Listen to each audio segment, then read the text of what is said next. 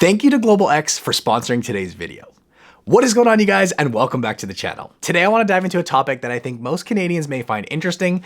It's covering the trends of some of Canada's most influential sectors and then tying that to a very exciting suite of ETF ideas from our video sponsor, Global X. Now, we've chatted about this a lot on the channel in the past, but our Canadian economy, FYI, looks very different to the economy of the US. One key difference, of course, is that many of our biggest industries, they're dominated by just a handful of companies. In many cases, just 2 or 3 when you think of sectors like telecom or grocery chains.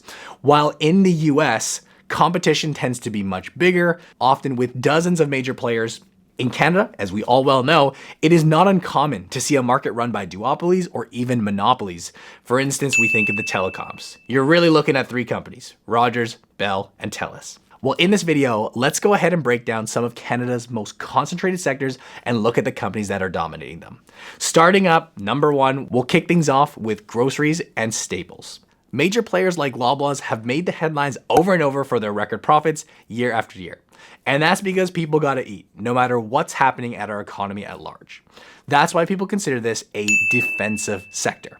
In fact, in 2023, Canada's grocery industry in and of itself brought in $113 billion, with the big 3 players, Loblaws, Sobeys, and Metro, raking in a combined $111 billion of those sales and over $3.86 billion in profit. We've covered many of these stocks on the channel before. I've actually previously owned these companies. It's safe to say they have been performing very nicely. Now, these 3 companies alone make up basically 60%, 59% of the market share here in Canada. And although you may not recognize or know all of the names, it's a very good likelihood that they do fall under these 3 parent brands. Names like No Frills, Shoppers Drug Mart, Food Basics, and more. Now, stepping aside from groceries, another highly concentrated industry here in Canada, it is the insurance sector. And when we think of finance, we often default to the big 6 banks. Logical, of course. But keep in mind, a very important subset of this financial sector are players like Manulife, Great-West Lifeco, and Sun Life, who dominate the space. You could even throw in Intact Insurance, which hasn't missed a year of paying out dividends in nearly 20 years. Canada's insurance market, FYI, was worth $77.6 billion last year, making it the 8th largest globally. It's a sector that contributes $38 billion to the economy and supports around 300,000 jobs. Interestingly too, while the banks do typically take the spotlight, they're kind of top of mind for us, as of recently, insurers have seen stronger growth. Next up, let's talk about communications. And there are currently about 41 million Canadians, and most of these Canadians, pretty much all of them, they need a cell phone plan, they need data coverage, they need internet. In fact, the data shows here there are currently 36 million cell phone plans, which is near total market saturation. And as mentioned at the beginning of the video, as we all know, this sector essentially boiled down to 3 major players, the telecom giants being Rogers, Bell, and Telus. They control 88% of the wireless market. Compared to other countries, that is extremely, extremely high. And last year alone, they brought in $64 billion in sales and $3.76 billion in profit. You guys will likely remember, big news, in April of 2023, Rogers, of course, announced its completion of its acquisition of Shaw Communications in a deal worth $26 billion Canadian. You'll recall that Canada's Competition Bureau actually ended up filing court applications to block the merger. Ultimately, they failed. And with Canadians paying some of the highest prices in the world for broadband and wireless service, this telecom sector, at least to me, is the most dramatic example of an oligopoly here in Canada. That's a big reason, as we've chatted about before, why Canada's massive geography and regulatory barriers, it does make it tough for these newer, younger, and smaller entrants to get in and play in the market. Rogers, Bell, and Telus, they own pretty much most of the major infrastructure when you think about the telephone, cable, fiber networks. So any of the smaller players, in many respects, have to rent from the big 3 companies if they even want to provide service. All of this, of course, comes into play when we talk about how they're able to maintain these high prices. Now, despite posting record revenues, as we know, telecom stocks were down year to date at the end of Q3.